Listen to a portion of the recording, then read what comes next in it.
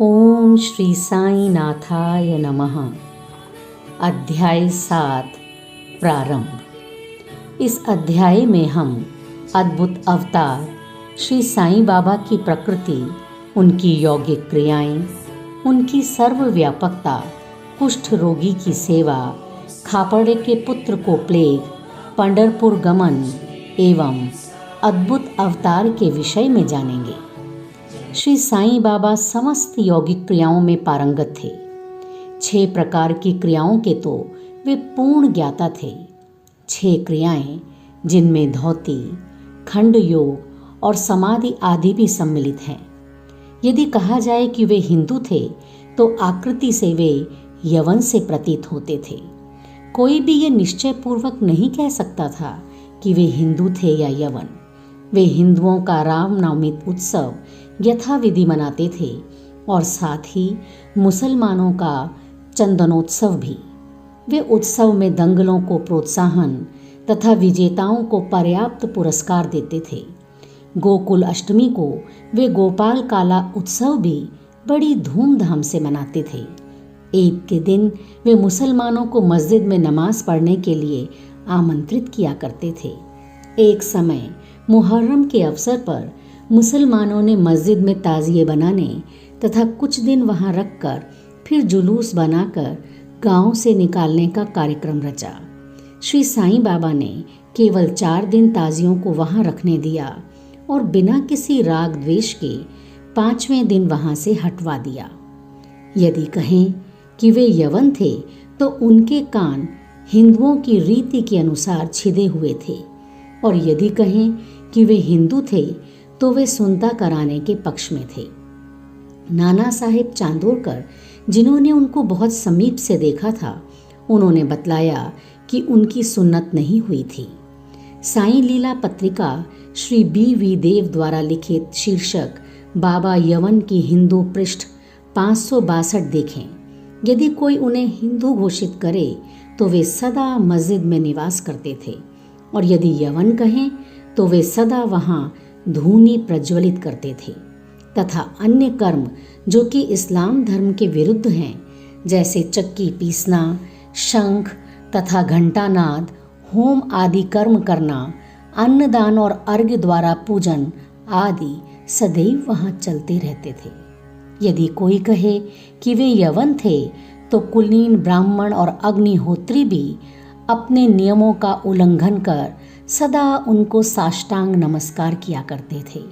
जो उनके स्वदेश का पता लगाने गए, उन्हें अपना प्रश्न ही विस्मृत हो गया और वे उनके दर्शन मात्र से मोहित हो गए। अस्तु, इसका निर्णय कोई नहीं कर सका कि यथार्थ में साईं बाबा हिंदू थे या यवन। इसमें आश्चर्य ही क्या है। जो अहम व इंद्रियजन्य सुखों को तिलांजलि देकर ईश्वर की शरण में आ जाता है तथा जब उसे ईश्वर के साथ अभिन्नता प्राप्त हो जाती है, तब उसकी कोई जाति पाति नहीं रह जाती। इसी कोटि में श्री साईं बाबा थे। वे जातियों और प्राणियों में किंचित मात्र भी भेदभाव नहीं रखते थे। फकीरों के साथ वे आमिष और मछली का सेवन भी कर लेते थे। कुत्ते भी उनके भोजन पात्र में मुंह डालकर स्वतंत्रता पूर्वक खाते थे, परंतु उन्होंने कभी कोई आपत्ति नहीं की। ऐसा अपूर्व और अद्भुत श्री साईं बाबा का अवतार था। गत जन्मों के शुभ संस्कारों के परिणाम स्वरूप मुझे भी उनके श्री चरणों के समीप बैठने और उनका सत्संग लाभ उठाने का सौभाग्य प्राप्त हुआ। मुझे जिस आनंद व सुख का अनुभव हुआ, उसका वर्णन मैं किस प्रकार कर सकता हूँ। यथार्थ में बाबा अखंड सच्चिदानंद थे। उनकी महानता और अद्वितीयता का बखान भला कौन कर सकता है। जिसने उनके श्री चरण कमलों की शरण ली, उसे साक्षात्कार की प्राप्ति हुई। अनेक सन्यासी, साधक और अन्य मुमुक्षुजन भी श्री साईं बाबा के पास आया करते थे। बाबा सदैव उनके साथ चलते फिरते, उठते बैठते, उनसे वार्तालाप कर उनका चित्त रंजन किया करते थे। अल्लाह मालिक सदैव उनके होठों पर था। वे कभी भी विवाद और मतभेद में नहीं पड़ते थे तथा सदा शांत और स्थिर रहते थे, परंतु कभी कभी वे क्रोधित हो जाया करते थे। वे सदैव ही वेदांत की शिक्षा दिया करते थे। कोई भी अंत तक न जान सका कि श्री साईं बाबा वास्तव में कौन थे। अमीर और गरीब दोनों उनके लिए एक समान थे। वे लोगों के गुह्य व्यापार को पूर्णतया जानते थे और जब वे रहस्य प्रकट करते तो सब विस्मित हो जाते थे। स्वयं ज्ञानावतार होकर भी वे सदैव अज्ञानता का प्रदर्शन किया करते थे। उन्हें आदर सत्कार से सदैव अरुचि थी। इस प्रकार का श्री साईं बाबा का वैशिष्ट्य था। थे तो वे शरीरधारी, परंतु कर्मों से उनकी ईश्वरीयता स्पष्ट झलकती थी। शिरडी के सकल नर नारी उन्हें परब्रह्म ही मानते थे। अब बाबा की कुछ विशेष बातों को जानेंगे। श्री साईं बाबा के एक अंतरंग भक्त महलसा पति, जो कि बाबा के साथ मस्जिद तथा चावड़ी में शयन करते थे, उन्हें बाबा ने बतलाया था, मेरा जन्म पाथर्डी के एक ब्राह्मण परिवार में हुआ था। मेरे माता पिता ने मुझे बाल्यावस्था में ही एक फकीर को सौंप दिया था। जब ये चर्चा चल रही थी तभी पाथर्डी से कुछ लोग वहाँ आए तथा बाबा ने उनसे कुछ लोगों के संबंध में पूछताछ भी की। एक और प्रसंग जिसमें श्रीमती काशीबाई कानेटकर, जो पूना की एक प्रसिद्ध विदुषी महिला थी, ने साईं लीला पत्रिका भाग 2 सन 1934 के पृष्ठ 79 पर अनुभव नंबर 5 में प्रकाशित किया है कि बाबा के चमत्कारों को सुनकर हम लोग अपनी ब्रह्मवादी संस्था की पद्धति के अनुसार विवेचना कर रहे थे। विवाद का विषय था कि श्री साईं बाबा ब्रह्मवादी हैं या वाम मार्गी। कालांतर में जब मैं शिरडी गई तो मुझे इस संबंध में अनेक विचार आ रहे थे। जैसे ही मैंने मस्जिद की सीढ़ियों पर पैर रखा कि बाबा उठकर सामने आ गए और अपने हृदय की ओर संकेत कर मेरी ओर घूरते हुए क्रोधित हो बोले, ये ब्राह्मण है, शुद्ध ब्राह्मण, इसे वाम मार्ग से क्या प्रयोजन। यहाँ कोई भी यवन प्रवेश करने का दुस्साहस नहीं कर सकता और ना ही वह करे। पुनः अपने हृदय की ओर इंगित करते हुए बोले, ये ब्राह्मण लाखों मनुष्यों का पथ प्रदर्शन कर सकता है और उनको अप्राप्य वस्तु की प्राप्ति करा सकता है। ये ब्राह्मण की मस्जिद है, मैं यहाँ किसी वाम मार्गी की छाया भी न पड़ने दूंगा। अब बाबा की प्रकृति को जानेंगे। मैं मूर्ख जो हूँ, श्री साईं बाबा की अद्भुत लीलाओं का वर्णन नहीं कर सकता। शिरडी के प्रायः समस्त मंदिरों का उन्होंने जीर्णोद्धार किया।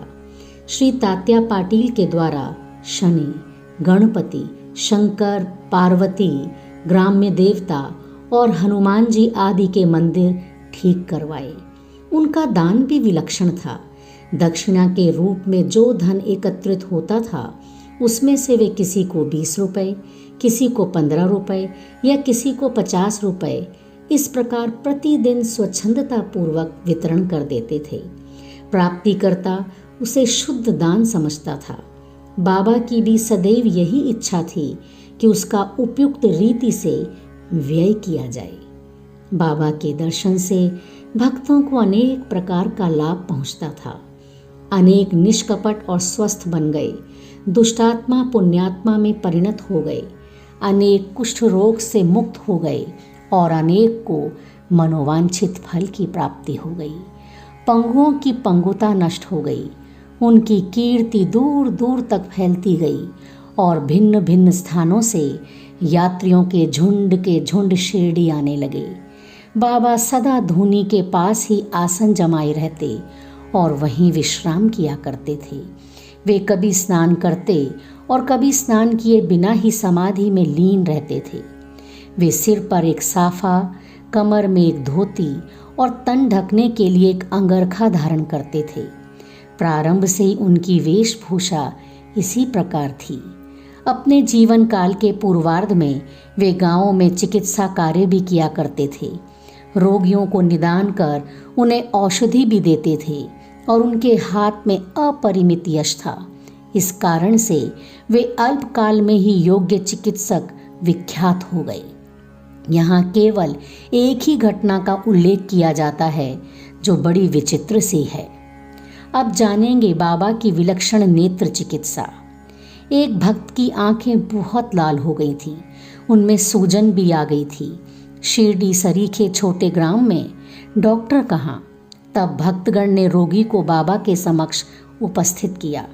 इस प्रकार की पीड़ा में डॉक्टर प्रायः लेप, मरहम, अंजन, गाय का दूध तथा कपूर युक्त औषधियों को प्रयोग में लाते हैं, पर बाबा की औषधि तो सर्वथा ही भिन्न थी।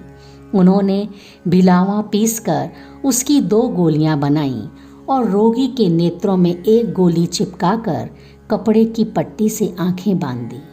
दूसरे दिन पट्टी हटाकर नेत्रों के ऊपर जल के छींटे छोड़े गए। सूजन कम हो गई और नेत्र प्रायः निरोग हो गए। नेत्र शरीर का एक अति सुकोमल अंग है, परंतु बाबा की औषधि से कोई हानि नहीं पहुंची, वरन नेत्रों की व्याधि दूर हो गई। इस प्रकार अनेक रोगी निरोगी हो गए। ये घटना तो केवल उदाहरण स्वरूप ही यहाँ दी गई है। और अब जानेंगे बाबा की यौगिक क्रियाओं को। बाबा को समस्त यौगिक प्रयोग और क्रियाएं ज्ञात थी। उनमें से केवल 2 का ही उल्लेख यहाँ किया जाता है। प्रथम, धौती क्रिया, आंतें स्वच्छ करने की क्रिया। प्रति तीसरे दिन बाबा मस्जिद से पर्याप्त दूरी पर एक वट वृक्ष के नीचे किया करते थे। एक अवसर पर लोगों ने देखा कि उन्होंने अपनी आंतों को उदर से बाहर निकालकर उन्हें चारों ओर से स्वच्छ किया और समीप के वृक्ष पर सूखने के लिए रख दिया। शिरडी में इस घटना की पुष्टि करने वाले लोग अभी भी जीवित हैं। उन्होंने इस सत्य की परीक्षा भी की थी। साधारण धौती क्रिया एक 3 इंच चौड़े व 22.5 फुट लंबे गीले कपड़े के टुकड़े से की जाती है। इस कपड़े को मुंह के द्वारा उदर में उतार लिया जाता है तथा उसे लगभग आधा घंटे तक रखे रहते हैं ताकि उसका पूरा प्रभाव हो जाए। तत्पश्चात उसे बाहर निकाल लेते हैं। पर बाबा की ये धौती क्रिया सर्वथा विचित्र और असाधारण ही थी। और दूसरी क्रिया, खंड योग। एक समय बाबा ने अपने शरीर के अवयव पृथक पृथक कर मस्जिद के भिन्न भिन्न स्थानों में बिखेर दिए। अकस्मात उसी दिन एक महाशय मस्जिद में पधारे और अंगों को इस प्रकार यहाँ वहाँ बिखरा देखकर बहुत ही भयभीत हुए। पहले उनकी इच्छा हुई कि लौटकर ग्राम अधिकारी के पास ये सूचना भिजवा देनी चाहिए कि किसी ने बाबा का खून कर उनके टुकड़े टुकड़े कर दिए हैं, परंतु सूचने देने वाला ही पकड़ा जाता है, ये सोचकर वे मौन रहे। दूसरे दिन जब वे मस्जिद में गए तो बाबा को पूर्ववत हृष्ट-पुष्ट और स्वस्थ देखकर उन्हें बड़ा विस्मय हुआ। उन्हें ऐसा लगा कि पिछले दिन जो दृश्य देखा था वो कहीं स्वप्न तो नहीं था। बाबा बाल्यकाल से ही यौगिक क्रियाएं किया करते थे और उन्हें जो अवस्था प्राप्त हो चुकी थी उसका सत्य ज्ञान किसी को भी नहीं था। चिकित्सा के नाम से उन्होंने कभी किसी से 1 पैसा भी स्वीकार नहीं किया। अपने उत्तम लोकप्रिय गुणों के कारण उनकी कीर्ति दूर दूर तक फैल गई। उन्होंने अनेक निर्धनों और रोगियों को स्वास्थ्य प्रदान किया। इस प्रसिद्ध डॉक्टरों के डॉक्टर, मसीहों के मसीहा ने कभी अपने स्वार्थ की चिंता न कर अनेक विघ्नों का सामना किया तथा स्वयं असहनीय वेदना और कष्ट सहन कर सदैव दूसरों की भलाई की और उन्हें विपत्तियों में सहायता पहुंचाई। वे सदा पर कल्याणार्थ चिंतित रहते थे। ऐसी ही एक घटना नीचे लिखी जाती है जो उनकी सर्वव्यापकता तथा महान दयालुता की द्योतक है। अब जानेंगे बाबा की सर्वव्यापकता और दयालुता। सन 1910 में बाबा दीपावली के शुभ अवसर पर धूनी के समीप बैठे हुए अग्नि ताप रहे थे तथा साथ ही धूनी में लकड़ी डालते जा रहे थे। धूनी प्रचंडता से प्रज्वलित थी। कुछ समय पश्चात उन्होंने लकड़ियां डालने के बदले अपना हाथ धूनी में डाल दिया और हाथ बुरी तरह से झुलस गया। नौकर माधव तथा माधवराव देशपांडे ने बाबा को धूनी में हाथ डालते देखकर तुरंत दौड़कर उन्हें बलपूर्वक पीछे खींच लिया। माधवराव ने बाबा से कहा, देवा, आपने ऐसा क्यों किया? बाबा सावधान होकर कहने लगे, यहाँ से कुछ दूरी पर एक लोहारिन जब भट्टी धौंक रही थी, उसी समय उसके पति ने उसे बुलाया। कमर से बंधे हुए शिशु का ध्यान छोड़ वो शीघ्रता से वहां दौड़ कर गई। अभाग्यवश शिशु फिसल कर भट्टी में गिर पड़ा। मैंने तुरंत भट्टी में हाथ डालकर शिशु के प्राण बचा लिए। मुझे अपना हाथ जल जाने का कोई दुख नहीं है, परंतु मुझे संतोष है कि एक मासूम शिशु के प्राण बच गए। अब आप ध्यान से सुनिए कि बाबा ने कुष्ठ रोगी की सेवा कैसे की। माधवराव देशपांडे के द्वारा बाबा का हाथ जल जाने का समाचार पाकर श्री नाना साहेब चांदोरकर बंबई के सुप्रसिद्ध डॉक्टर श्री परमानंद के साथ दवाइयाँ, लेप, लिंट तथा पट्टियाँ आदि साथ लेकर शीघ्रता से शिरडी को आए। उन्होंने बाबा से डॉक्टर परमानंद को हाथ की जांच करने और जले हुए स्थान में दवा लगाने की अनुमति मांगी। ये प्रार्थना अस्वीकृत हो गई। हाथ जल जाने के पश्चात एक कुष्ठ रोग पीड़ित भक्त भागोजी शिंदे उनके हाथ पर सदैव पट्टी बांधते थे। उनका कार्य था प्रतिदिन जले हुए स्थान पर घी मलना और इसके ऊपर एक पत्ता रखकर पट्टियों से उसे पुनः पूर्ववत कसकर बांध देना।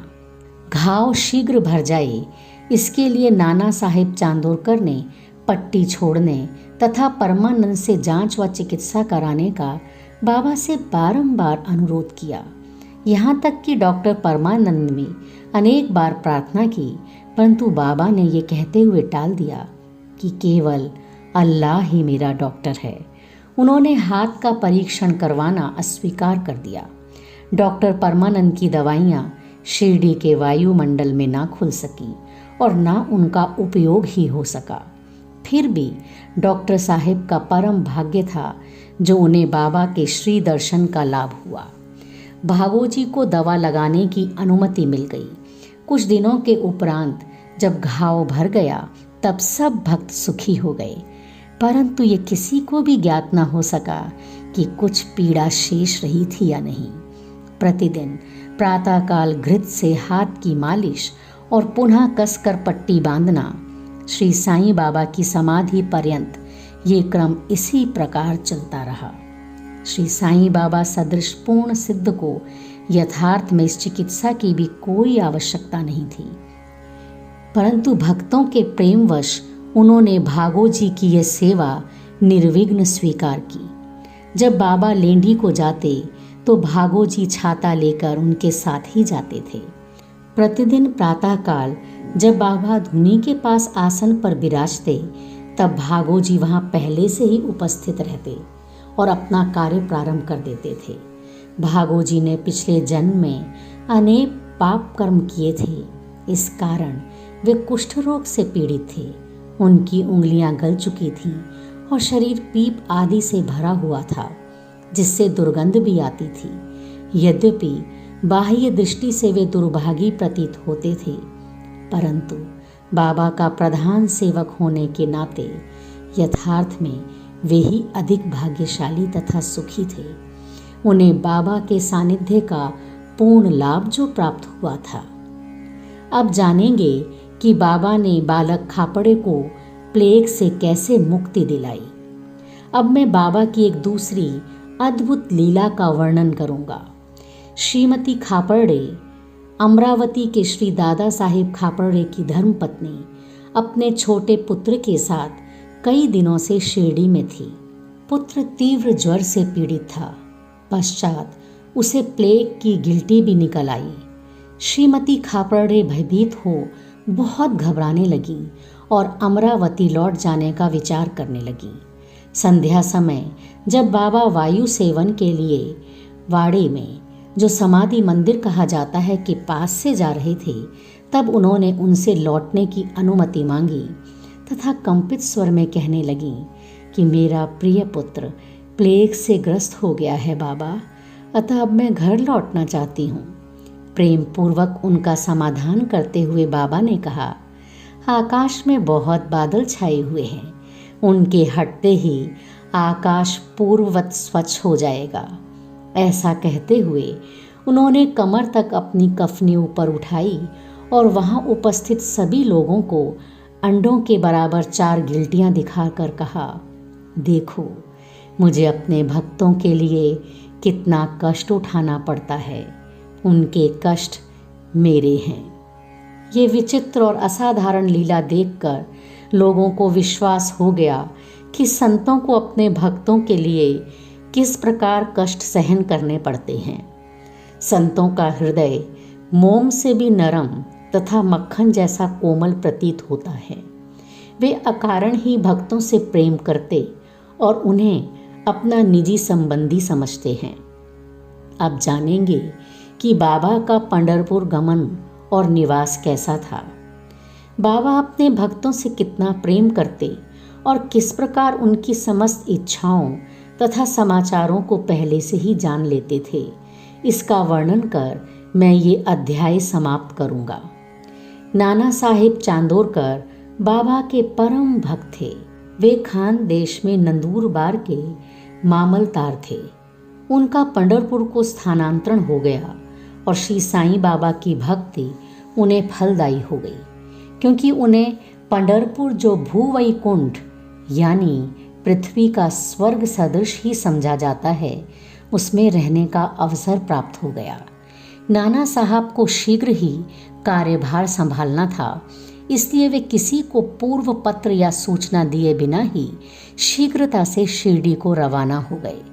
वे पंढरपुर यानी शिरडी में अचानक ही पहुंचकर अपने विठोबा यानी बाबा को नमस्कार कर फिर आगे प्रस्थान करना चाहते थे। नाना साहेब के आगमन की किसी को भी सूचना न थी, परंतु बाबा से क्या छिपा था, वे तो सर्वज्ञ थे। जैसे ही नाना साहेब नीम गांव पहुंचे, जो शिरडी से कुछ ही दूरी पर है, बाबा पास बैठे हुए म्हालसापति अप्पा शिंदे और काशीराम से वार्तालाप कर रहे थे।